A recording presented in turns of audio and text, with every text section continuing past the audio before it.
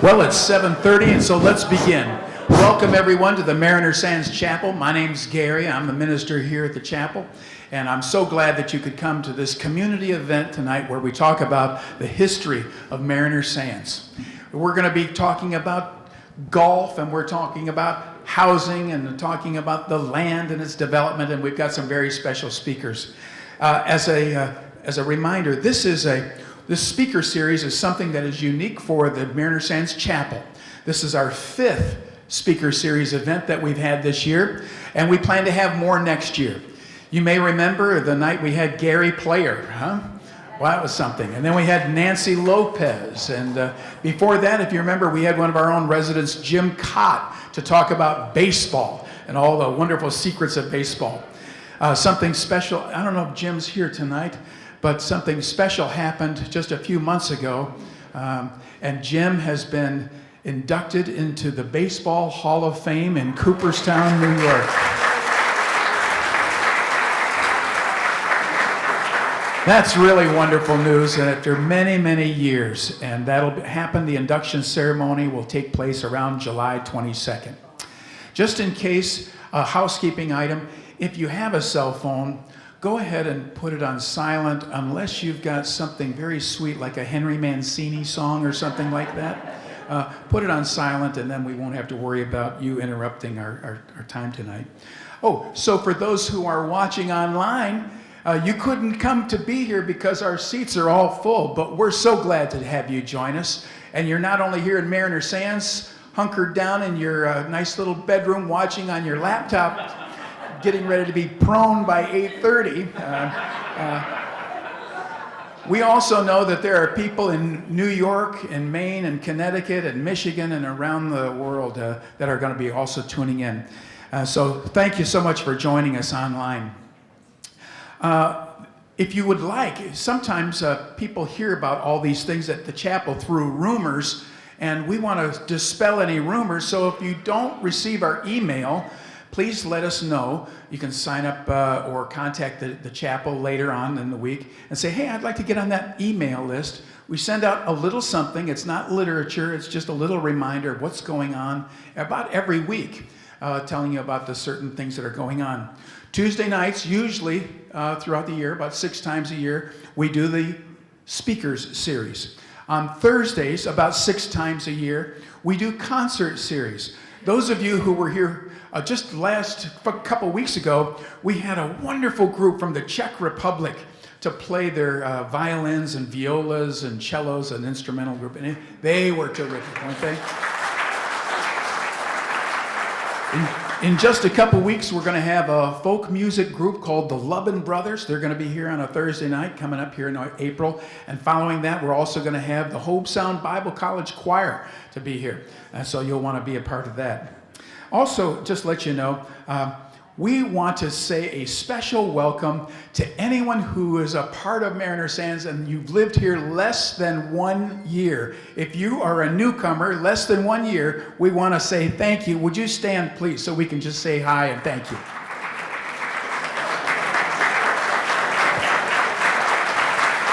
Ah, terrific. There we go. They are catching all the DNA of this great place. And for some of you newcomers, in 20 years, you'll be watching this video and you'll see, well, Gary Carr was up there talking about. And so that'll be a funny thing to watch in about 20 years. And now I also want to recognize people who have been here a while. You know, if you go on a trip, one of the things that you always want to do is know where you are so that you know how to get where you're going. But before you know where you are, it really is a help to know where you've been. And so tonight, we know where we are. Everything is going pretty well here at Mariner Sands, and we're going to take one evening to just talk about where we've been. And where we've been is quite a great story. You're going to enjoy that. There are some people who've been with us along that ride from where we've been, and they're here in our audience tonight. If you have lived in Mariner Sands longer than 30 years, would you just stand?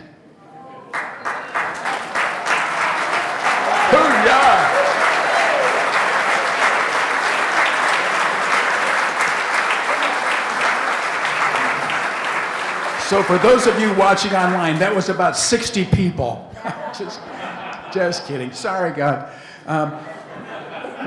The next thing we just want to say is a special thank you to the leaders, the champions of our speaker series, and that's Bill Murphy and Lee Schmaltz.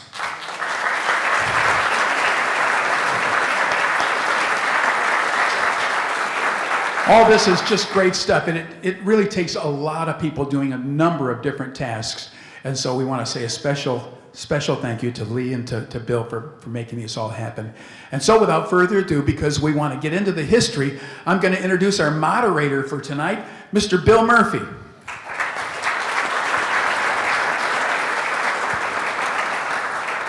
Thank you.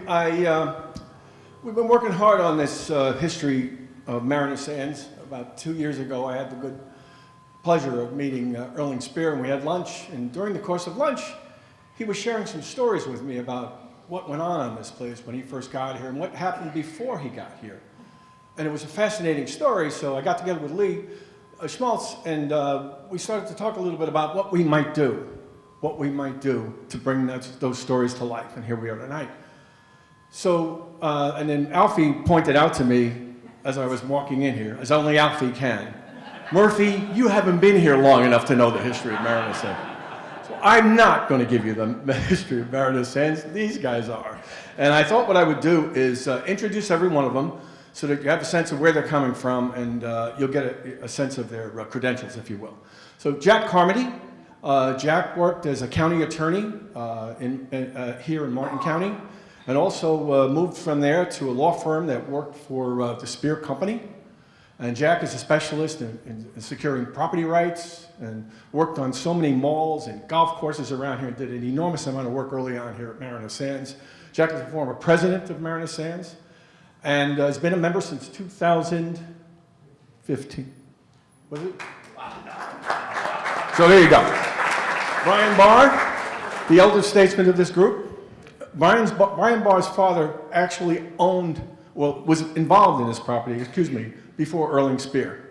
It's a fascinating story about how he came to be. Brian had a lot to do with the decisions his father made here, and a great deal of influence on the early days here at Mariner Sands when it was a place called Lake St. George, which we'll get into a little later.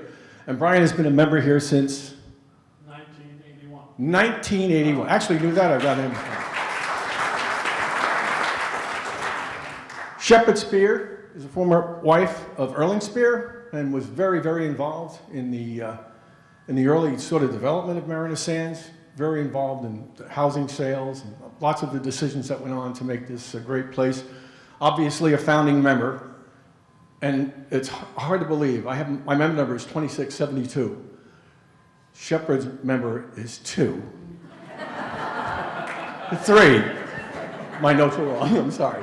So here we are. Next up is Chuck Nibbles. Chuck Nibbles was the first pro here at Mariner Sands. He got here in 1979, worked here for 20 years, and he was actually much more than a golf pro. He was Erling's right-hand man. So to say he was a golf pro was a massive understatement.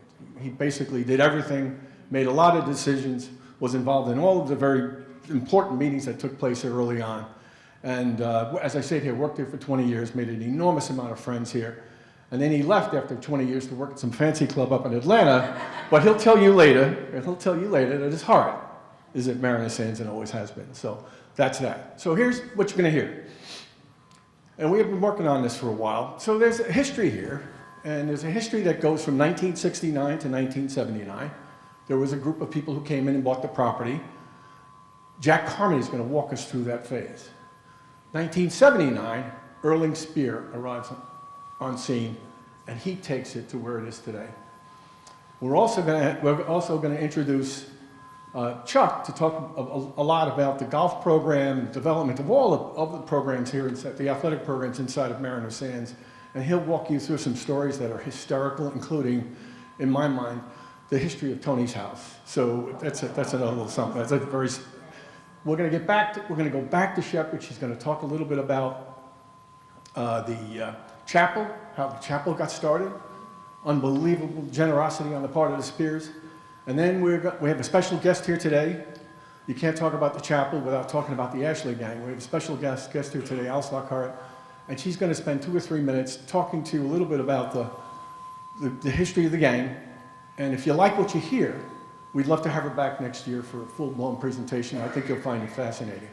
And then we'll end it basically at the point where Erling Spear turns the golf club over to the members, you, and former members that are here. And that'll complete the history. So there we go.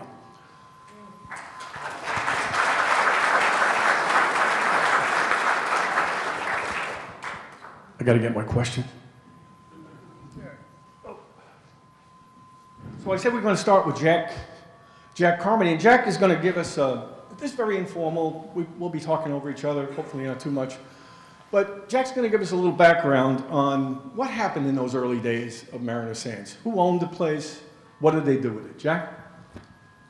Thank you, Bill. First of all, I didn't arrive in Martin County till 1977, so what I'm going to tell you about is, as a lawyer would say, it's hearsay.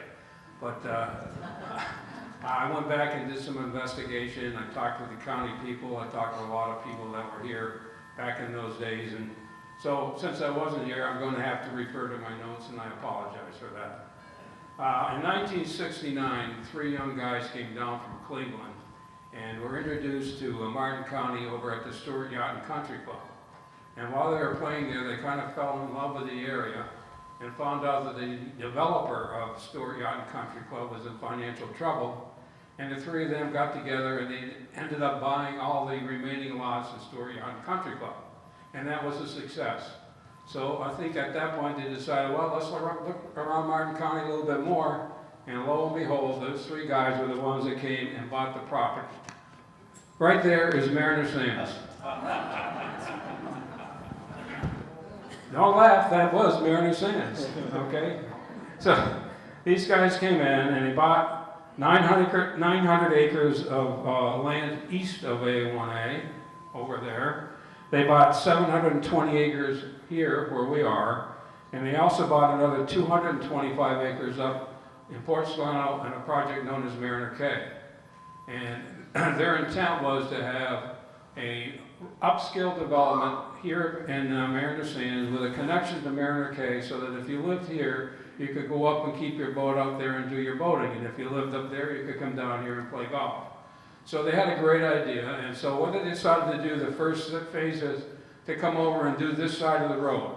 Because back in those days, A1A, you could go up there and walk and you wouldn't see a car go by. But US 1 had the exposure, so they decided to come in and they do their development, started here. The first phase that they went into, they got 112 single-family lots approved and the golf course, and that's how it started. And Bill, with that, I'll pass it on. Okay. Well, Jack, let's talk a little bit. Let me just do something quickly here. Aside from Mariner Cay, this is what they bought. This is, for the most part, where we live today. This is the 900 acres that are east of A1A, just as a point of reference. There's an interesting story about what happened to that property and why it happened, and we'll get into that later. But Jack, so they had big plans for the property, right, Jack?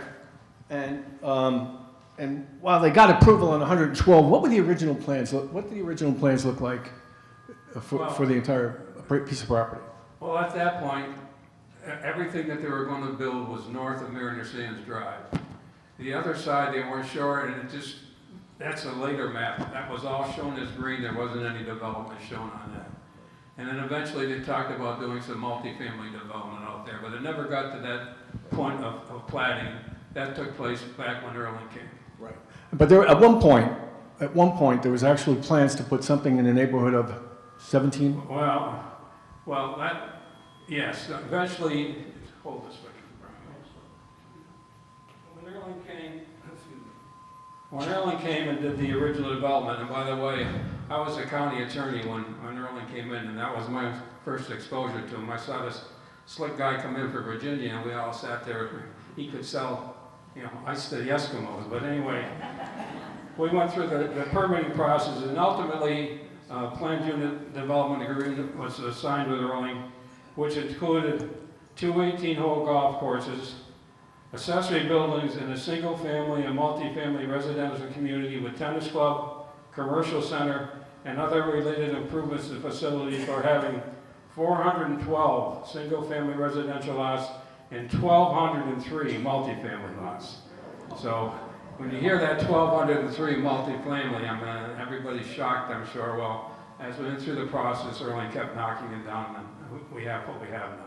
Right, right. So roughly 1,700 homes were originally planned for the 900 plus the 700, because Mariner K is up the road and sort of detached. But at the end of the day, they were looking to put together a complete resort experience, retirement experience, which is interesting. And ergo, by the way, they named the property Mariner Sands.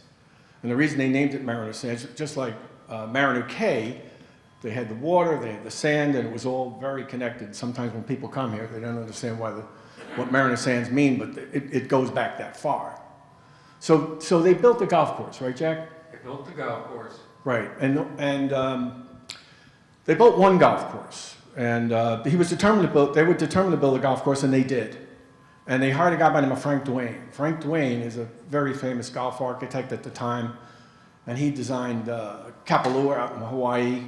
He designed Blue Moon Bay out in California, and a number of other very, very fancy golf clubs around the country. So Frank Duane goes to work, he puts the golf course together, and they start a little business. And they actually, nobody ever played golf. They ran out of money. Here was the problem. And Jack, why don't you talk about the money? Well, when they came out of Store Yacht and Country Club, they did have some money. That was a success. But in order to get the project going, they went very heavily into mortgage financing. And as history will tell us later on, we got into a recession and other things went downhill, and ultimately they were in a position where the mortgage company came back and took the property over. So yeah. So here they are investing all of this money with these big-time plans, and they run out of money and achieve literally nothing other than the establishment of the golf course that was designed by Frank Duane that really didn't operate until Brian's father arrived. And at that point, so now they exit the property, right?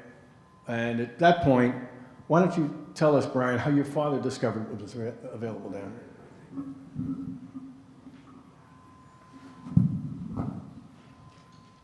here? Okay, well, first of all, folks, you've got to have some imagination. It was 47 years ago this month that we arrived. Joan, who's here tonight, my son somewhere, and his wife, but Mike and his sister Patty, we, like a lot of families, we came down to Fort Lauderdale for spring break. Folks picked us up. My father, I've never called him Bob, but it was Robert Matthew Barr, so I always called him RM. We worked together. Anyway, we hadn't got out of the parking lot, and he said to me, "Son, I've seen the best deal we've looked at lately." With that, I could feel Joan's eyes drilling into me. The next thing I know, we're in a helicopter, and we fly up to Stuart, Florida. I said, "Where the hell is Stuart, Florida?" You know, back then, here we come. So we arrived at the gates, which today would be our gatehouse. We landed the plane. There were chains across. We had boots and whatnot, and we started walking out. The golf course was here, but you had to picture from where we would call today our gate, everything was open. There was nothing, all the way to the first, where the clubhouse sits today. So that's just empty space. And there were about 3 to 4 feet of grass on every fairway. We got a few. So the next thing we know, he hires a couple of farmers with their tractors. That's how he cut the grass. Not the mowers that we look at today, but we had to get the grass down. So that was the start. And he looked at this. Bill has asked the question before. It's probably a great opportunity. Now bear in mind, we knew nothing about development. That's where the Spear family came in and did what we have today. My father he was an entrepreneur. He was a character. He was a businessman. And we were in the foundry business. And So that's where we started. But tell them a little bit about your father's experience with golf courses up in Toronto. Well, north of Toronto, about 70 miles, there's a golf course called Lake St. George. So part of his plan was he had carts and equipment, he'd bring it down to Florida. Little did he know that, as we all know today, if you stop cutting your grass for a month, you've got a field on your hands. So that didn't work. He got the equipment down here. The golf carts back then, by the way, those of us in the audience old enough, were the three-wheelers. Remember, you used to have the... And nobody could walk here. You had to have a cart. So that's where we started. But his experience at Lake St. George helped him. He had a golf course. He ran it up there. I mean, that was terrific. I was working for him, and naturally he expanded. He built a little clubhouse. The next thing we had a liquor license. Once you get that, then you got to close the till at 11 or 12 o'clock at night. So he'd say, "Son, why don't you run up and close the till tonight?" That was dear old Dad. So I said, "Look, let's get out of this business. This is not for us." So he sold that company, and here we are. He thought, away we go. But tell him the arrangements that your father got involved with the property. Back in that day, there were two lenders, two mortgage holders, which we referred to as GAMI. It was called Great American Management, and they were out of Atlanta, Georgia, and the First Bank of Chicago, and they had the two mortgages. The amount, I don't know. Shepard and I talked, she doesn't know. I think Erling, but anyway, they were the mortgage holders. He made a deal with them for $1 a year for 3-year lease, and his deal was that he was to put the golf course back in play, which he did. And, you know, it started, I guess, in probably in April of '75, and he had the course opened, what we now call our blue course. It used to be the green, now it's the blue. But that was it. And as far as a golf course, in those days, which we now call number 10, that became number 1. And if you think of the logic of it, you'd finish up on the now 18, and you go around the back and you'd finish on 9 and drive into the parking lot, which was just dirt. That's where the carts were, and he had a couple of trailers. And we've had a chat too about this, as you can imagine. Tell us a little bit about the overall conditions of the area when you came down. oh, well, for those that can remember flying into West Palm Beach, when we got off a plane, you went down the steps. They had your bags in a wooden rack. You grab your bag and out you go. Now, if you're coming up from West Palm Beach, you went up on 95 to PGA. It stopped there. And you went down, took a right, down to US 1, which was a 2-lane road. We would go up no stoplight until you got to Donald Ross. And there used to be a Howard Johnson's. We'd stop there for the kids with the ice cream and the bathroom breaks and so on. Today it's a Holiday Inn. I was down there the other day. Then you came up here, Harry and the Natives was there. Then you came along here, where now is Publix, was a Days Inn. Not in great shape, but it was a Days Inn, it was there. Then if you looked, just which you never see today, because in Erling's time they put the trees up. But what is now the 7th hole, next door to that is Twin Lakes. So that's where we bought our first apartment. Twin, 2-bedroom, 2-bath for $24,000. I don't know what they sell for today. Then if you went down to Cove Road, you think of Cove Road and all that nice, it was a gravel road. You know, there was just pebbles and gravel. Jack told me that Port Salerno, they called it Snake Road. You went down into Port Salerno, they had a commercial fishing plant. Fish boats would come in every day, and they'd process the fish. But that was 47 years ago. So there's been a change. At one point I said to, his father's not a fool, right? He's a very successful entrepreneur. Did he make any money? He said, reasonable question. Did he make any money? Well, you know, if you were there in those days, they had the 2 trailers. They had Interesting, our daughter, who now lives in Australia, called me tonight, and I told Patty that we're coming to this affair, and she said, I said, Patty, what do you remember? She said, well, I remember making the sandwiches and running out in the cart and delivering it, because we had a cart.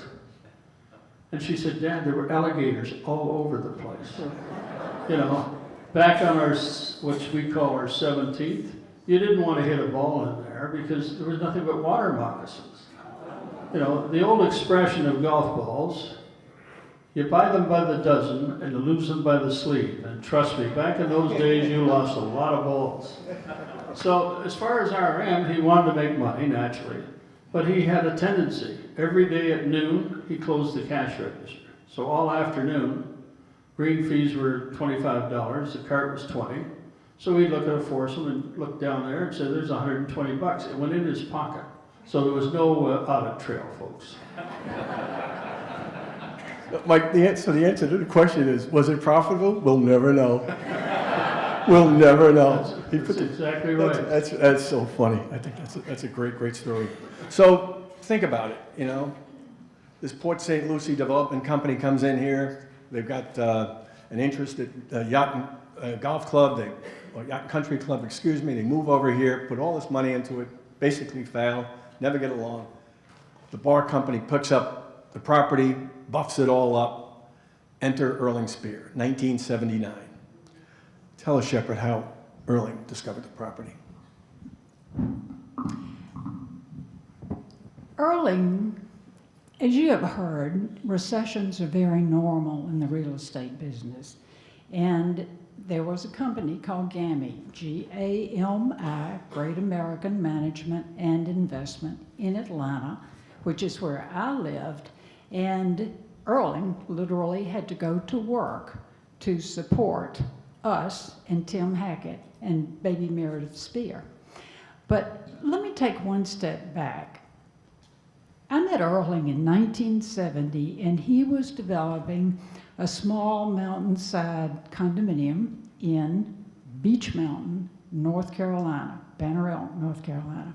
And this was 1970, and what Erling's experience, how he developed, was basically small projects, I would say from 20 to 40 units. The first one was a condominium on the mountain. We then went to the North Georgia mountains, and after that we got hooked up with Charles Frazier at Sea Pines Plantation, and he wound up buying, and Erling's home base was Savannah, Georgia. So meantime, I'm working for an Atlanta developer, and I got a wonderful opportunity at the age of 24, which sort of helped me out when I finally came here in a different way, because what I did and what Erling did were very different things with some similarity in the center. He built, I sold. You know, he did permits, I tried to build a community. So I think that it was a very good mom and pop team, and I think mainly because we just did what we needed to do. So back to Sea Pines Plantation, he bought in probably around 75 a parcel of land at Hilton Head Plantation, which was where it was. Sea Pines is the resort. Hilton Head Plantation is where a lot of the permanent residents lived without all the traffic. Okay, so we were doing a development in Sea Pines, and one of the recessions came. And so I would really primarily see him on the weekends, maybe 3 days on the weekends, and I'm working in Atlanta. Okay, so recession came, he had to get a job to support the four of us, and so he started commuting to Atlanta to work for GAMI Monday through Wednesday night, and then we heard Wednesday night to be down and work on Thursday morning. I convinced my boss to let me have Thursday and Friday off, so I would go to help him do his stuff in Savannah. Okay, so that probably lasted, well, I don't know, better than a year, but he was assigned a portfolio in which the Mariner Sands property was located. And we actually had a plan to move. In fact, we had leased a house on the 17th fairway at the Sea Pines Plantation, and we were going to do something bigger down in the permanent side. And he said, okay, if you will go do this for 10 years, we'll go do something else that we had mutually talked about. So anyway, we came down here. He was commuting probably early to mid 76, and we officially moved down here my child was born the end of September in 1978. So I said, I'm not going down there for Christmas. I'll go down on the first year. So literally, we arrived in Stuart, Florida on the 2nd day of January, 1979. And we rented a house in Sewell's Point. We just threw up what we could throw up here because there was so little going on. And that's how we started. So I think if you were saying, why would Mariner Sands look like what it does today? It's probably because of what we did at Hilton Head Plantation, but they were all very woodsy, lots of landscaping, the natural colors, and all three of them had that similar characteristic. And I think that that's why Mariner Sands looks like and took on the architectural flavor of why we did it this way. We were not Floridians. I'm from Nashville, Tennessee. He's from Savannah and Augusta, Georgia. And we just sort of did what we knew best how to do. So that's how we decided that we would have heavy landscaping and require the people that built here they had to put in $25,000. I remember that. And I thought, well, that seems like a lot. Just in landscaping with a certain amount of berming in the land to sort of give it something that was a little less Florida look. So we'd really try to bring a wee bit of Hilton Head Plantation down here more than anything. And then tell the folks about the preferred builder program, why the housing here looks so different, so distinct from one another, and how that went. Okay. Well, you've heard there was a master plan. We were called a PUD, Planned Unit Development. And it started big and it got smaller as we would work with architects and put the master plan together. The plan was low density. Again, I keep referring back to Hilton Head because that impacted both of us. So if you think about the 720 acres with Mariner Sands Drive, cutting it in half, we started on the north side, which we just called phase 1, and then phase 2 would be everything on the south side. Okay, so he decided that if you start doing a little mathematics, you take 720 acres and you divide it in half and you put a golf course on either side. And then you've got to think about roads, you've got to think about where the clubhouse would go and the tennis facilities and all the common areas. So it was a combination of half of what we did was in single family lots and half of it was in multifamily. Now we did it all except one, which was Foxcross. So when we platted out the north end of the property, which is phase 1, we put together a 5-builder program of just local builders. And they agreed to buy 5 lots. They would put up a model on each, and then people could, and everybody would go through our realty company, and then you could say, oh, I like this house, but I don't like this, or change that, da-da-da. And that's how we got a lot of the houses. I mean, and there was something called Ocean Gate, and Ocean Gate had a very distinctive look, and every time I drive down the road now, I could still see a certain look that Ocean Gate just happened to do. Anyway, so that's how we came up with the multifamily, and then we did the single family, and then we did the multifamily ourselves. Okay, we did skip some. How are we doing time-wise? We're fine, right? It's 8 o'clock. So we did skip a step. When Erling came down here to buy the property, he bought the acreage that we all live and play on, right? Tell the crowd how the 900 acres across A1A. Well, he did buy, he owned the 900 acres too. He owned that, yeah. And ultimately, he evidently made the decision that he had enough to go on here, and he ended up selling that 900 acres to Mobil Oil. Right. And Mobil Oil came in, and they were going to do a major project. I mean, major, about probably 2,000 or 3,000 units across the street. And I was involved in the permitting process with that, and There was the state and Martin County and a number of other conservation groups got together.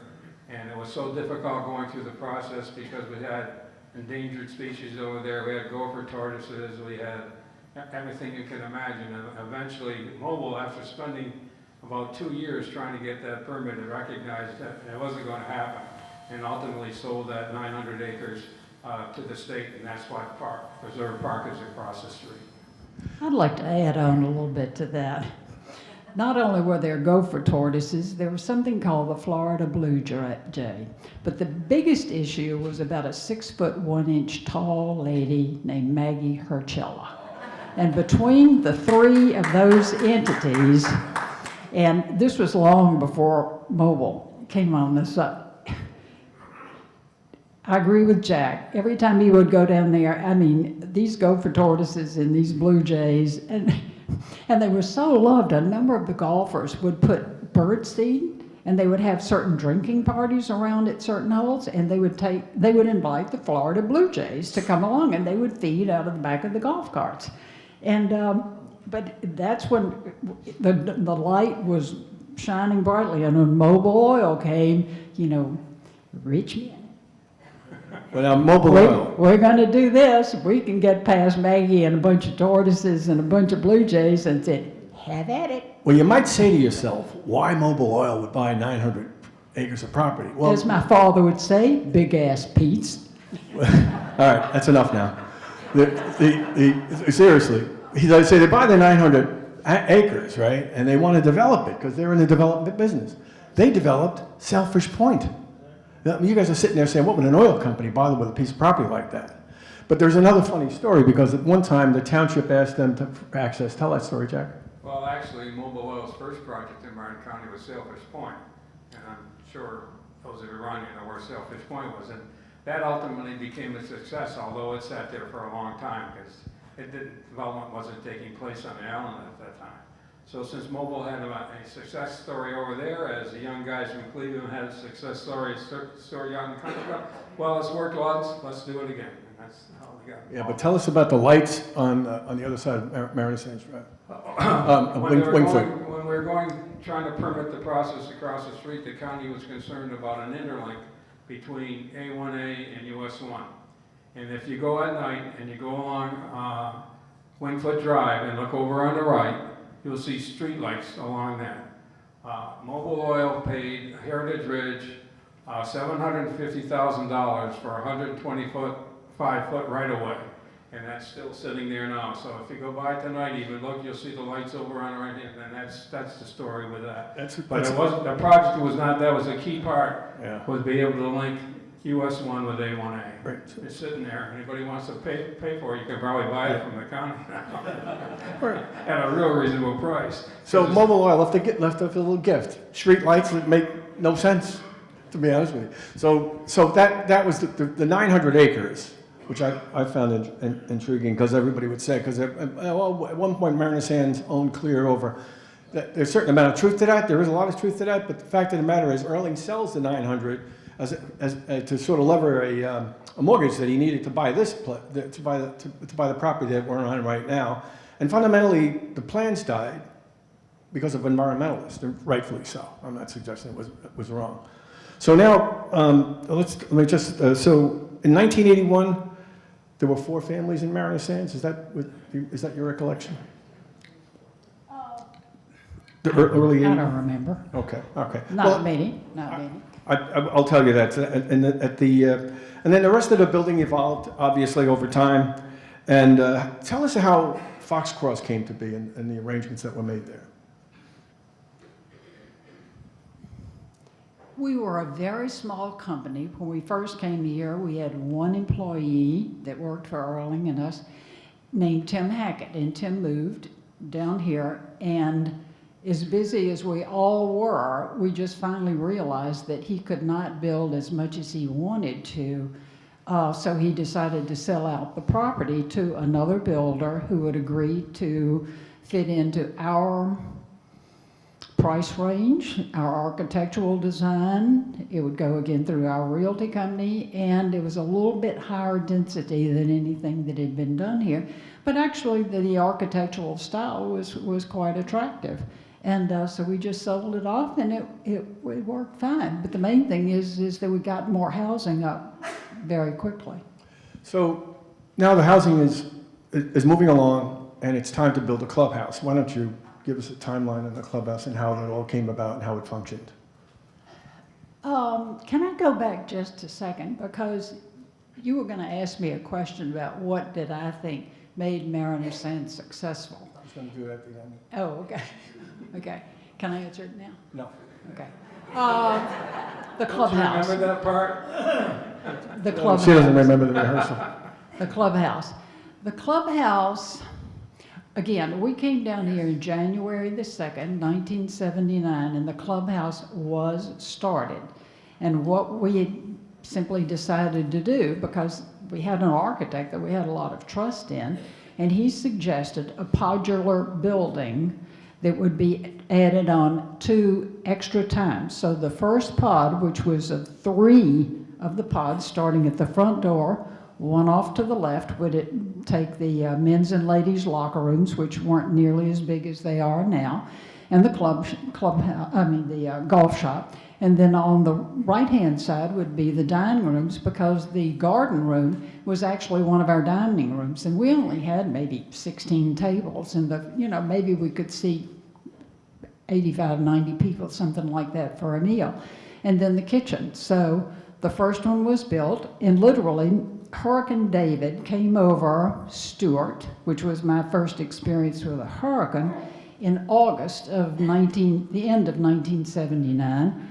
And literally, the cart barn, which is not where you all know it now, but it used to be where the little bitty cart area where you pick your carts up was done in a sort of a skeletal structure of just basic 2x4s. And when Hurricane David came by, the eye actually was over Mariner Sands, because Tim and Erling and I had a transistor radio, and we were listening. He says, "Oh, we're reporting from the Mariner Sands property, and a cart barn has just very nicely gone down." And all I could think of was, thank God the contractor had the insurance, and it still belonged to him.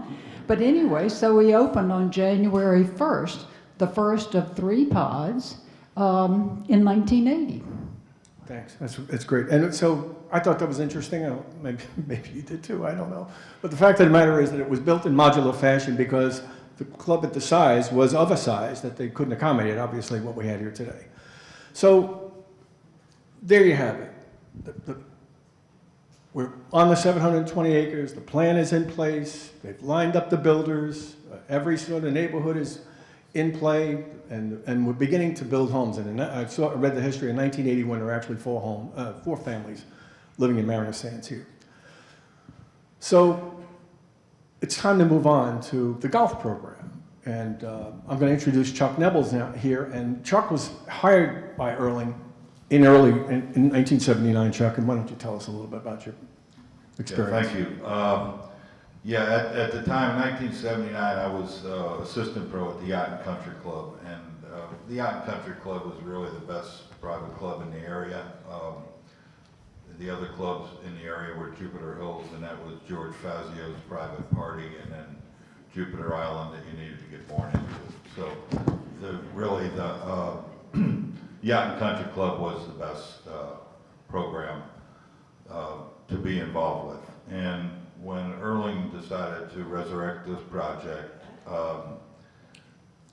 a couple of the members from Yacht and Country Club came over and met him, along with my father-in-law was involved with it. His name was R.V. Johnson, and he had done Lost Tree, Johns Island, and the Yacht and Country Club. So he was quite connected in the development world, and so they persuaded Erling to take a good look at me. Now I was 25, and you don't get jobs like this at 25. But when it may be worth a dozen lots, we maybe think about it, you know? Could you hold on one second there? That's not Logan. Anybody who thinks the slogan is mistaken. That's the. Hey, look at that. That's handsome Chuck, Yeah, right there. There I am. But, yeah, so Erling, I remember when he hired me and he said, Chuck, look, you're a young guy. I got confidence in you, but I'm going to reserve the right to get a director of golf if this thing gets overwhelming for you. And I said, okay. And he took that stipulation off in 1 year. So Yeah, I'm not surprised. Yeah. How many members did you have, Chuck, when you got? Yeah, when we came here, Bob Barr had 60 members that he put a program together for. So I inherited 60 members, and then for the first, we decided that our membership year, I think, would start in November. I'm quite sure that was what it was. So we ran it as a semi-private until November, with the idea of being a private club. And what did you operate out of? What was the pro shop like back then? Yeah, it was located right probably in the middle of the pool that you know now over there by the tennis courts. And it was a double wide.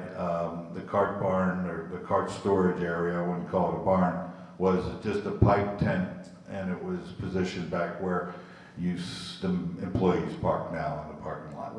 That's where the carts were stored. So I never asked you, did you have an assistant? Did you have? Yeah, I did. I had my brother. Oh, really? Oh, that's right. And what's your brother do today? Yeah, my brother, he's completing, I think, his 35th year at Willoughby. Oh, wow. That's unbelievable, right? So now you're running a golf program, you're 60 members. How did you recruit members in those days? What was that like? Well, you know, Erling pulled me in, we talked a lot about how to do it and whatever, and we realized that we were only going to get a good membership through the people that we had. Well, we didn't have many. We had a guy named Ed May, who was a great guy, and he brought, probably 30 families from the Hartford, Connecticut area. But we were pretty liberal on our guest policy. We got some good exposure. We let people come in and play, and you know, the real estate office was open then, so people that would come in, we'd encourage them to play. How about the road trips? The road trips, yeah. When we realized what happened with the Hartford deal, when May, you know, came up with all these members, then Erling said, you know, instead of getting into all this investing in, you know, TV ads and billboards and stuff like that, let's go where the people are. You know, let's go to Cape Cod, let's go to Rhode Island, let's go to Detroit. Mm-hmm. Let's go and show them what Mariner Sands is about, and we can then talk face to face with them, and it was a genius move. That's how you found Alfie? Alfie, we'll get into that later. Right. You know what, Chuck, you did a great job. Yeah. With one exception. Yeah, well, what are you gonna do? So now you're there in 1979. You're getting the thing off the ground, and we got to build another golf course. How did that go? And how did you work with Erling, with Tom Fazio? Yeah, one thing about Erling is when he hired me, you know, he said, look, Chuck, you may be 25, but you're my man. Okay, you're going to be on the front lines. You're coming to every marketing meeting, building meeting, whatever. You've got to know what's going on here. Mm-hmm. Well, that was great for me because it gave me an unbelievable education at a young age. You could go all the PGA schools you want, but you're never going to get anything like that. Right. And so anyway, with the Fazio deal, you know, the company at that point was George and Tom Fazio. George and Tom had a falling out, and so I had worked for them from when I was 10 years old till when I was 19 and came down here. And so I knew them, and it was just a blessing that I got involved with them because it opened so many doors. But the one thing is when Tom went on his own, the Gold Course was his first effort, his first golf course. Interesting piece of adventure. So he's done pretty good, by the way. yeah, he has done well around. So for a lot of us, didn't understand that the short game range used to be the driving range. And how did that, when did all that change? Yeah, that was, you know, the driving range was one of the weakest points of the golf operation. And I mean, it was, those homes in Ironwood were getting bombed like crazy. I mean, it was wild. I remember Mrs. Kinney and Mrs., I forget her name, but I shouldn't. But she would bring in baskets of balls to the pro shop. What are you going to say? You know, so we threw up an ineffective net and fence, but you know, it was what it was. Yeah. So when did we actually purchase the property to put the driving range that we know now? I was not here then. You were gone by I then. was Oh, gone. okay, all right, okay. I'm sorry about that. So we've had a lot of characters come through Mariner Sands, and but nothing quite like Tony Bongiorno.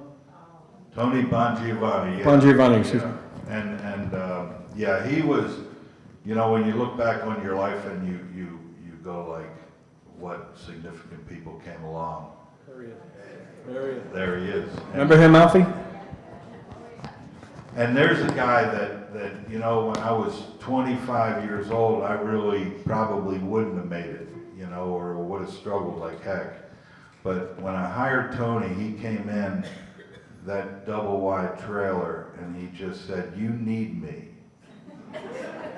And I said, "What do you want to work?" And he goes, "Yeah, you need me to run this place for you. You know, you know." And we were struggling. So anyway, I remember my brother came in. He wasn't there. I said, "You can't believe this dude just came in and told me he needs. We need him." And Jerry goes, "Really?" I said, "Here's his name." And I said, "You know what I'm going to do? I'm going to call him." He was that crazy, you know, that I thought it's worth a shot. And so, you know, he came in there and like I say, he took, in that golf operation, all I had to worry about was the inside and taking care of the members, PR-wise. He took care of the range, the cart staging, the pace of play, the whole thing. Tell him some Tony stories with the lady golfers. Yeah, Tony. The thing with Tony that was tough is that, you know, he came from the assembly line of Detroit. Okay, to now we're trying to build an exclusive golf club, and he's interacting with all these people. And the biggest problem I had with him is calling a lady Mrs. Okay, he would call you right by your last name, and it would be Felici and Keller, and I would go to him, "Tony, please, you know, just throw a little Mrs. in there." and he just wouldn't do it. I mean, he couldn't do it. It wasn't in his DNA, you know. So, you know, that we had all these ladies coming from these swanky clubs around the country, and they're bringing their friends around. They're getting called by their last name, by the starter. But you know, it kind of flew, and he was part of the family, and he was just unbelievable. And the ladies loved him, and he would do things like the one time he really got me on this one. Somebody had messed up and told somebody they could have the tee for a half hour between 8 and 8:30. Well, Gene Felici's group had the tee from 8 to 8:30. So now what are we going to do, Tony? I'll show you what we'll do. So he calls all the ladies over to the putting green on the blue course, and put your clubs down. All right. He starts doing these exercises and stuff. And they follow him. They're doing it with him. Well, you know, by the time that got done, the tee was clear, and it was just another one of Tony's deals. You know, but you just, like I say, he was just such an amazing guy, and he never took a day off. And if you needed somebody picked up at the airport, you know, if you needed a horse bet put in, he could do anything, and he was just a godsend for me, and surely a big part of my success. Share. I knew these stories were going to be a hit, but tell him about the time that he interacted with Tip O'Neill. Oh, that's right. Yeah, I'm playing golf with Tip O'Neill and a guy named Joe Chappelle, you know, and somebody else. And Tony was riding around, and you know, Tip wasn't moving too spry there, you know, and we're falling behind and behind. And he just drove up and said, "O'Neill, you played too slow." and the guy, you know, just like O'Neill turns around and said, "Can't you see I'm fat?" So that's the kind of stuff Tony could break down. That, you know, like he didn't call him Mr. Speaker or nothing like that. It was just, "O'Neill, you're playing too slow." Hey, Jack, tell the crowd about your experience when you were on the driving range with. Oh, yeah, well, we had the driving range, not the short range. There was probably 15 to 20 spots along there. And Tony knew everybody that was there. So all these guys that come up, like now, you see the men's tee, everybody's there, okay? So we're coming up and guys are hitting the ball. And Tony walked down the line. "Carmody, that's enough, get out of here, you've hit 5. And puts them in, he was moving it, and everybody's, "Okay, Tony, I'm out of here," you know? All right, yeah, he was the man, absolutely, you know, and it was always the last name, not just the ladies, by the way, it was everybody, he just didn't bother with first names. It was always, And they named it Tony's house after Tony. That's the Tony story. But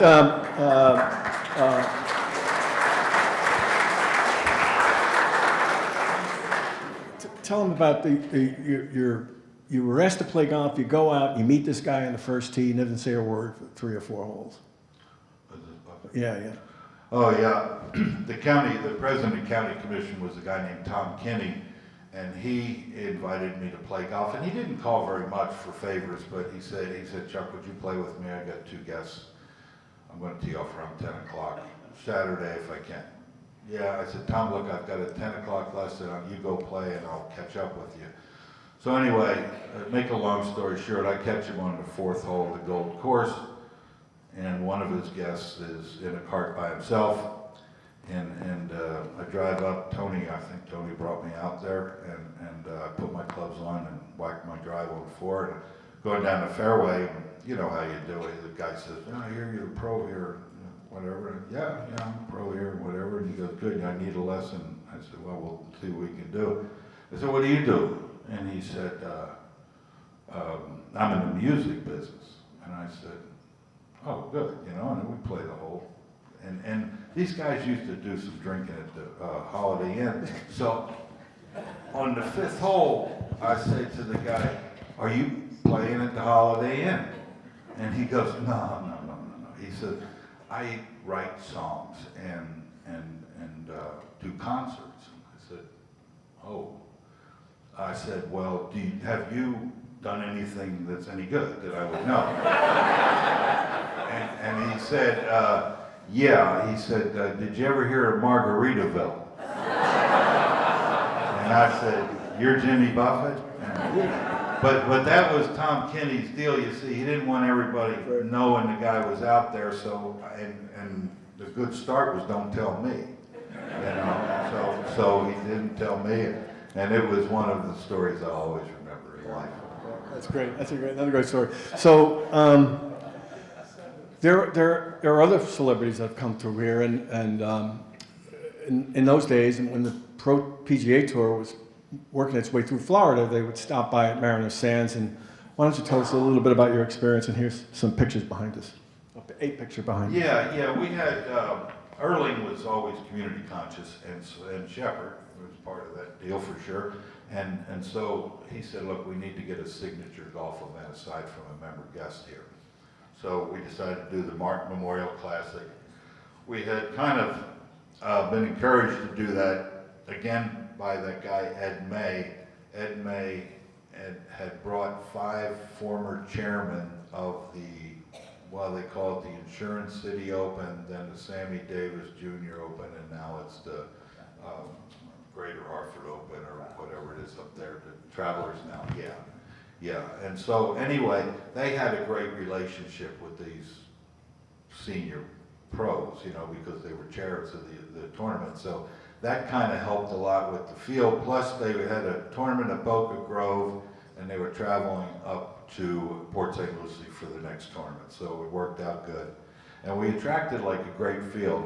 We had, you know, Tommy Bolt, Sam Snead, Gary Player, Peter Thompson, Don January, Lee Elder, Julius Boros. I mean, it just was, and we only wanted 18 of them, you know, it was just an 18 pro field. And so anyway, we did that for 5 years, and I think it really is the birth of your charity week that you have now. That was the first really outreach that we did. Chuck, a quick question. How much do we have to pay for the appearance to get those fellows? About 150? $500. 500 bucks. $500, and they were pretty anxious to sign up, but it just worked really good for us, and you know, the golf tournament was a success. I don't know if you have any pictures of the galleries, but the winners that I remember were Peter Thompson, Toski. That's Toski up there? Yeah, Dan Sykes, and maybe, the black fellow, what was his name, Charlie Owens. Charlie Owens. Yeah, that played cross-handed, yeah. And, yeah, so it was a raging success and super popular with the pros. So, you know, there were other golf clubs around, the Yacht and Country Club, Jupiter Hills, but Jupiter Hills was kind of a different thing, very elite. And we were here, and spring training is in full bloom down here, right? Just as it is right now. Tell us a little bit about how some of those. Yeah, we used to get, you know, the guys were looking for plays, especially when the Mets moved to Port St. Lucie, and we had a couple teams down in the Jupiter, North Palm Beach area.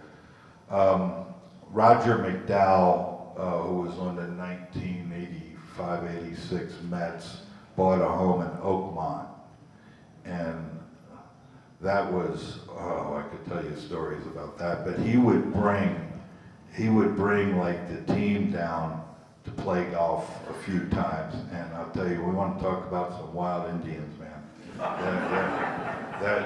They were really something. This Lenny Dykstra and this, I mean, Gary Carter. Oh yeah, I mean it was, but you know, this area at that time had a lot of major league players, coaches, and whatever, and they loved Mariner Sands, you know, because we were friendly to them, and you know, we knew they were going to leave soon, which was good. Yeah, so, yeah, you can imagine. And they all drank at the Holiday Inn down the street. Yeah, right. But anyway, where I want to go with that. We've all heard stories about shotgun sands, especially those of us who, you know, gotten here in the last 10 years or whatever. What was shotgun sands like at the time when you were running the program? Yeah, that wasn't one of my proudest moments, but whatever.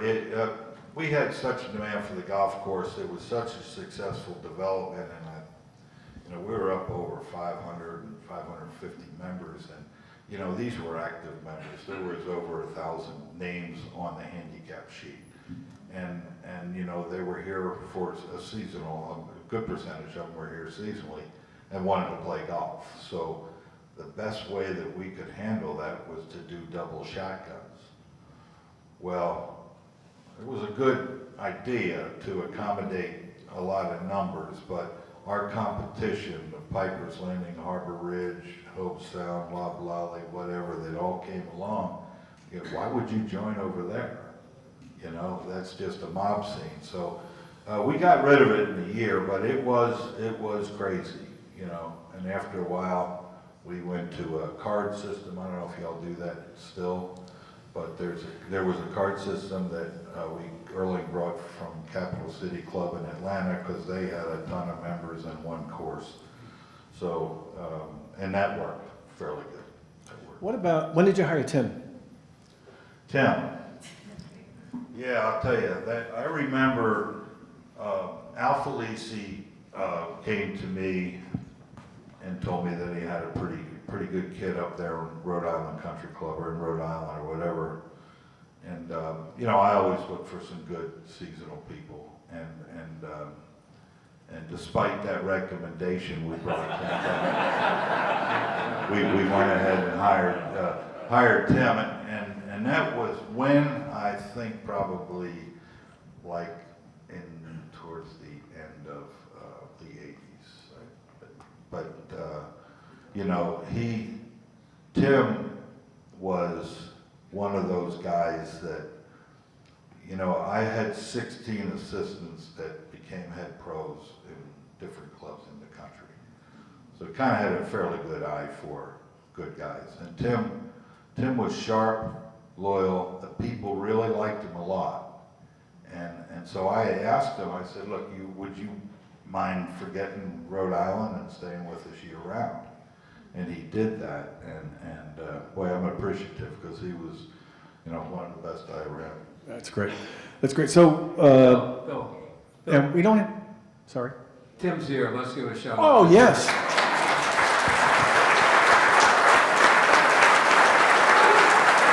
Thank you, Tim.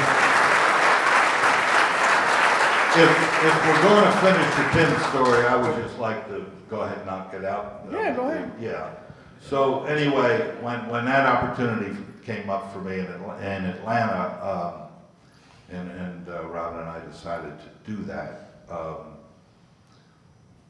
you know, kind of blindsided the board and everybody else, and so they put together a search committee, and that Dick Clance was the head of.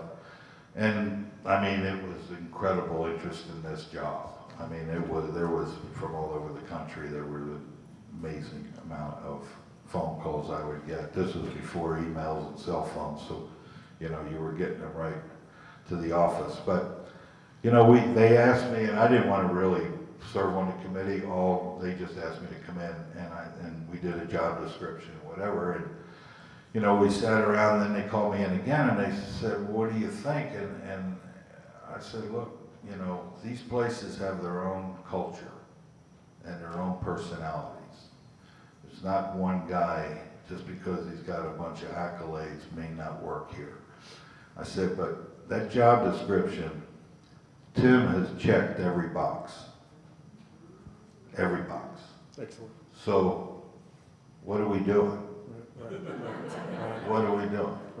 And I think that was the shortest search I would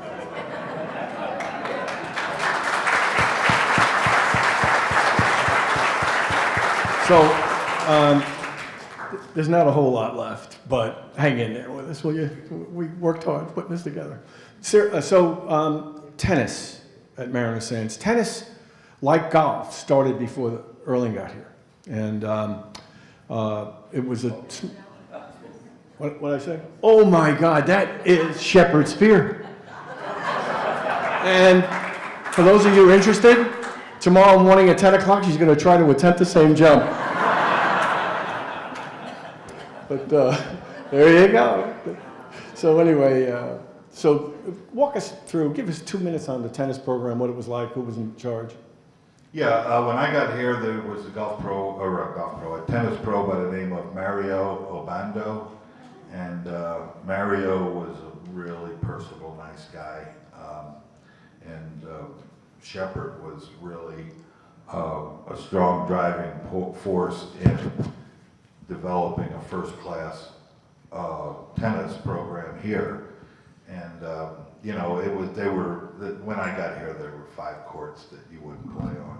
And, it was just kind of a subpar place. But Erling liked tennis too, which was good. Okay. And so, I mean, when we would have Friday evenings, we would have every Friday evening those little parties over there, and it was all tennis and other things, but yeah, it was. Other things, yeah, okay. All right, so the golf program, the tennis program, we've covered the golf and tennis program. Talk a little bit about the chaplain. Before we get into this, just take a few minutes. One of the most magnanimous gestures that the Spears made was they donated the property that this chapel sits on. Not only did they donate the property that the chapel sits on, they actually paid for the architectural drawings. Not that it was a simple thing, but the only thing that the parishioners had to do at the time was find the money to build it. And there was a tremendous generosity on the part of the Spears, and we should all understand that when we occupy something like that.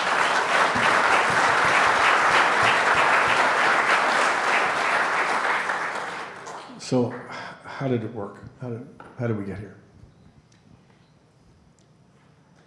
One very cold morning, Erling and I were in the North Carolina mountains where I originally met him, but we also kept one of the apartments up there, and we would go up on occasion. And one morning we were also looking at another development, and we're just driving along, and you know, the conversation in the car is, first of all, we're both Southerners, and there's a chapel almost on every other corner of every southern city around. And they really were chapels, nice tall steeples, but they also had graveyards beside them. And so when you talk, you know, when you're a mom and pop development, you look at a lot of things and you knock a lot of things around in conversation, and some things you keep and some things you don't. But all of a sudden, over breakfast, we thought, well, what if we put in a chapel? Because, and I really need to take almost a sidebar, because the real philosophy from our point of view, from Mariner Sands, was how do we develop a community as opposed to a development? And I've always found when people feel connected to one another, they're their happiest, and they're the most unhappy when they don't feel connected to something, somebody, some philosophy, whatever. And so when we started thinking, well, what if we put a chapel that would fit not necessarily in these white, clapboard, nice tall steeples with maybe an inurnment garden as opposed to a graveyard, and how could it work? Because certainly religion is part of a community, but also could we expand it to be a community center, have POA meetings? Well, I had a stepmother who was a wonderful artist, and we were, you know, talking about this one night over dinner a little later, and she said, well, if you would design me a space, I could teach art up there. And so, okay, let's throw that in with the architect, and she called herself the Treetop Artist. So that's how that began. And, you know, when we thought, well, okay, we can really make this chapel work, but how do we continually bring people together, not just on Sunday morning, but for all kinds of other activities? And I think when you see Bill's program, you know, this is a fallout of that. But it's always, how do we build a community? That was always kind of an underlying philosophy of what goes on. So anyway, so we thought, okay, and so we got an architect, and he did one other house here, but he was a wonderful guy. And we put upstairs and thought, you know, other things can go, like the grandparents' closet, you know, followed suit, whatnot, in that little room right now, which I think takes electronics or so, but that was our first Lend-Lease library. And I used to do my homework in there when I went back to graduate school after we sold this place out. So it was always just a nice place to come for a variety of reasons, if nothing more than just to sit and be quiet in the building. But there's some wonderful stories, you know, that you have heard, but there are a lot of stories that you haven't heard. But one of the things is that we had, once we did this and we gave them the land and the architectural fees, is that it was the responsibility of all of the residents to raise the money. And so we did a variety of things for the old timers, the cookbook, and, you know, just country and western night. On Palm Sunday, we would have services by the pool and then have breakfasts after, which we would charge an enormous rate for. But the whole thing went into the chapel fund. Okay, the best story is when you look at these beams, on a Monday morning, we got the cost, the estimate cost for these beams, which was, keep in mind, this is a long time ago. These beams were $50,000. And we thought, where in the world are we going to start getting the $50,000 for this? This is a true story, I promise you. The next Sunday morning, we were having regular Sunday services in the garden room, moved all the tables out the dining room and just set it up. We invited visiting ministers to come. We had just a little cheesy old basket that I threw in from the house as a collection plate, and again, everything went into the chapel fund. Wally Johnson calls me afterwards and says, "Are you sitting down?" And I said, "I want to sit down." He said, "Somebody folded up a check for $50,000 in that little cheesy wicker basket." And I said, "Who is she?" He said, "I don't know." And I said, "Okay, I will find out who she is, and I will take her to lunch and say thank you." So I found out she was a renter, very low key. And I said, "Now tell me, first of all, thank you, thank you, thank you." I said, "Why did you do this?" And she said, "Well," she said, "I was married for quite a long time to a man, and after he died, I was so excited to inherit all of his money that I wrote you out a check of that." I thought, well, I grew up in the South, and you don't tell certain stories how much you hated your husband, after they die. So anyway, and I said to Wally, I said, "Wally, please tell me that you'll be at the bank at 9 o'clock in the morning to deposit this check." And he did. And 1 week later, the original son of the first marriage showed up and said, "Oh, I'm sure this was a mistake. May we have the check back?" And I said, "So sorry, Charlie, it already got cashed." And we put a deposit down on these beams. Now that's a true story. Great.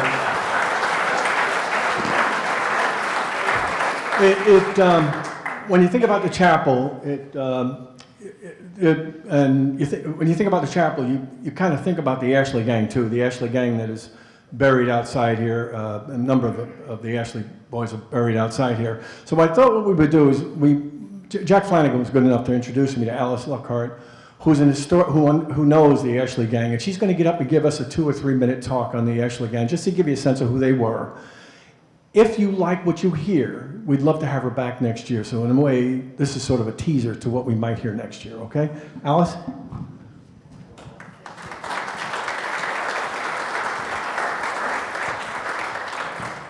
Hello, everyone. Well, a lot of you talk about being here a long time. I came in 1972 from Miami.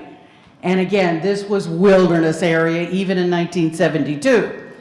But I grew to love it. It's a wonderful area. So it's 50 years now that I've been in Martin County from Miami. So I'm a Florida girl also, born in Florida. So this is just a wonderful place. And I married a Stewart boy, which is unusual. They're hard to find too, born and raised in Stewart. But one of the things I did was, as a former teacher, I taught, 7th grade history and geography. And of course, so history has always been very important to me. And when I retired from teaching, I got into doing more research about historical things across the United States. And someone said to me, "You know what, you should be doing more about Martin County too." So I got into that, and I just loved it and been doing it ever since. A lot of you may have been reading our historical vignettes that my husband and I have been doing for 10 years now. And they're every Wednesday in the Stewart News, historical vignettes. So little tidbits of local history that you're just not going to find in a history book. Well, one of the stories, of course, that we've written many times about in different forms, and one that has captured my attention since about 2008, was the story about the Ashley gang. Okay, I'd already heard about it, but I really got into the research of it. So what I'm going to cover you right now with is what's called tidbits about the family itself and about the gang. First of all, always referred to as the notorious Ashley gang, because they were. And they came back to this, they came to this area when this whole area was still part of Dade County. Yes, this area was part of Dade County, all the way down to the Keys. You didn't have enough people. We were wilderness, remember? And this is especially, just after the turn of the century and into the 1910s. Eventually, it does become part of Palm Beach, and then later on in 1925 becomes part of Martin County, or is Martin County, is created. So they come and they have their home built from the 1910s to the 1940s. They live in this area. It's not until 1943 that the remaining family members that are still alive by 43 and their descendants moved down to West Palm Beach. Well, you can imagine why, because they were, again, notorious in this area. And a lot of the family members wanted a fresh start. Now, the actual original Ashley family was the mom and dad, and they had 9 children. There were 5 sons and 4 daughters. But they originally started over in Fort Myers on the west coast of Florida.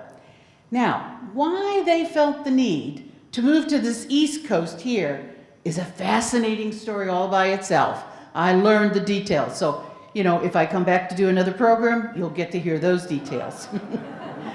But they did move here from the west coast, settling about 1904. First of all, they went to Pompano, south of here. They only stayed a short time, but they did do farming, lumbering, and working for the railroad. The family then homesteaded this property right up here. The father got 80 acres of property, all officially done, homesteaded, and this whole area was originally known as Fruta, because the original man who owned a lot of this property had grapefruit and oranges, and so he just wanted to call it Fruta because of the fruit trees he was doing. What they did, the family also built a house right in this vicinity, a little bit farther south, and they called it Twin Oaks, was the name of their house. A lot of people named their houses back then. In 1915, the family decided they needed a cemetery on their property. Well, with 80 acres, you had plenty to choose from. You didn't put the cemetery right out your back door. So they went a little bit of distance from the house, and they built set outside a cemetery. The first burial was in 1915. That person who was buried was one of the sons, a brother of John Ashley, who was shot in Miami. Then you have in November 1923, an infant that was born died at birth. So those were the 2 earliest deaths there. The sheriff's posse also was known for chasing the Ashley gang, as you can well imagine. But they also burned the family house that was on this property in 1924. So those family members, especially, the mom and her daughters, they didn't have any place to live. So a new house was built by family, friends, acquaintances in this area, and they built it closer towards the cemetery. The mom, especially after losing, a son and a grandchild, wanted to be a little bit closer to the cemetery. So that's where this was chosen to be. Note that later, 2 other brothers would die in 1921. One was Ed, the other one was Frank Ashley. They were the ones lost at sea bringing in illegal liquor from the Bahamas. Now, the headstones that are in the cemetery now were not put there then at that time, because obviously no body was ever found. So it was years later, in the 1980s, through Mariner Sands, that the headstones for Ed and Frank were added. Then we have the life of the family itself, changed quite a bit in December 1911 while the family was here. It was John. He was, very smart young man. He was, just like all the other family members, did hunting, especially with the Indians, the Seminole Indians. And when the body of DeSoto tiger was found in the wilderness, and when we mean the wilderness, you only have to go a short distance west here, was wilderness back then. And the last person to have been with DeSoto tiger was John Ashley. So he was accused of the Seminoles' death. Not wanting to be a wanted man, mind you, John did travel to California and Washington State to work the logging camps, figuring everybody will forget about it. Back then everybody didn't care whether an Indian had been killed or not. It was mostly the Seminole tribe that was more upset, of course. So he thought he'd go away for a while. But John was homesick. He loved this area. So he returns in May of 1914, turns himself in to the sheriff's department. There is a trial for the DeSoto murder, but it develops into a hung jury, a divided jury. They could not decide, whether he was really guilty or not. So they want to do another trial, and this time they're going to move it down to Miami to have it done. But John escaped while he was being taken down there. He felt if he was a wanted man, he might as well, get into real crimes now and make a lot of money. So he was known for bank robbing, robbing trains, stealing cars, and he formed his own gang. And of course, then when Prohibition came in 1920, whoa, the family was already used to making illegal liquor, so this was just even better. So they made it, they transported it over from the Bahamas, and this whole area was known for the liquor that the Ashley gang could bring to this area and then also ship up north. In fact, even other bootleggers were afraid of the Ashley gang. So you didn't mess with them. So notorious for their various crimes throughout the years, from roughly 1911 to 1924.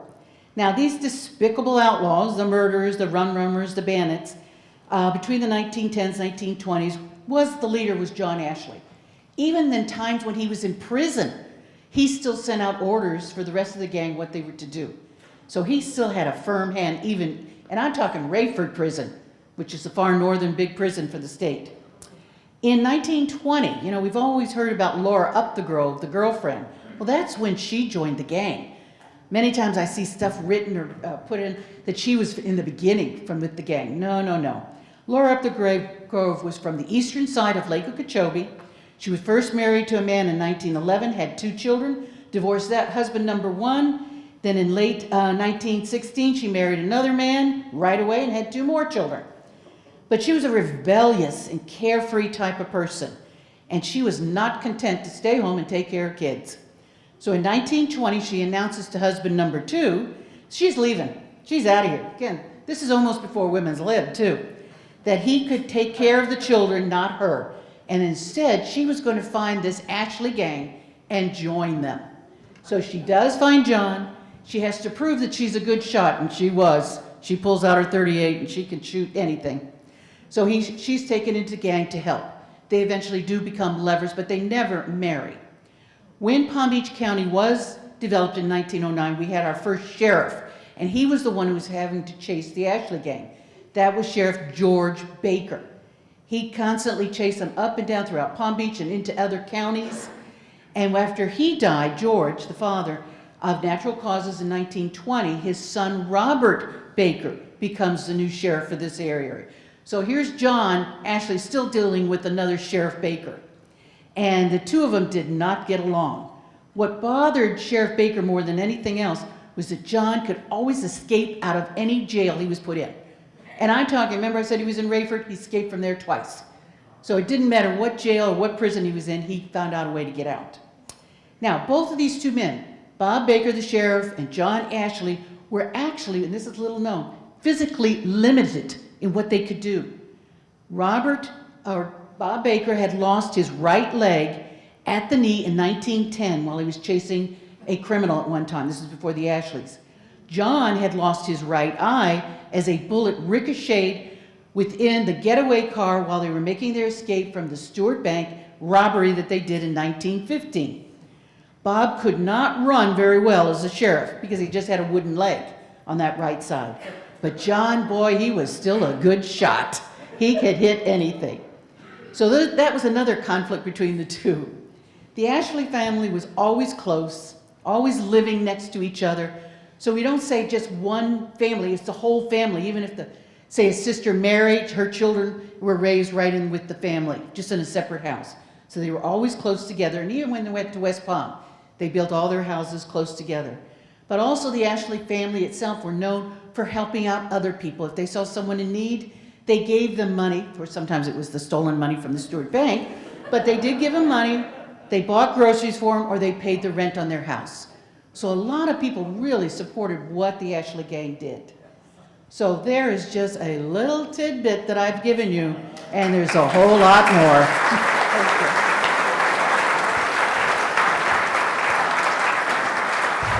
So there are books available in case anybody wants to know a bit more about the history. Jack's going to put them over there. So anyway, so the Ashleys were a big part of what went on at Mariner Sands, and basically train robbers, bank robbers, hooch distillers, whatever, and they're all 3 of them are buried here, and it's a part of who we are. It's a part of our history. It's now at what point did we sell it? 1988, excuse me. All of the housing has been completed, the golf courses are in good shape, and it's time to hand over Mariner Sands to its members. And at that point, Erling sold the property to the membership for $11 million. And a fellow by the name of Dick Lance was the chairman of the board, I guess, at that time. and vice president of the, and co-chairman of Quaker Oats. And one of his great things was Gatorade, and so he's a very capable guy. He managed the transition from the Spears to the member ownership that we see today. So that all took place in 1988 and basically closes the door on the early history of Mariner Sands. I hope that you've enjoyed this. Now, there may be some questions that, I know we're running a little late, and are there many questions, Lee? Just have them collected and We'll answer your questions individually through the mail. Listen, we had a blast doing this. I learned a lot. Every story was interesting to me. I hope you feel the same.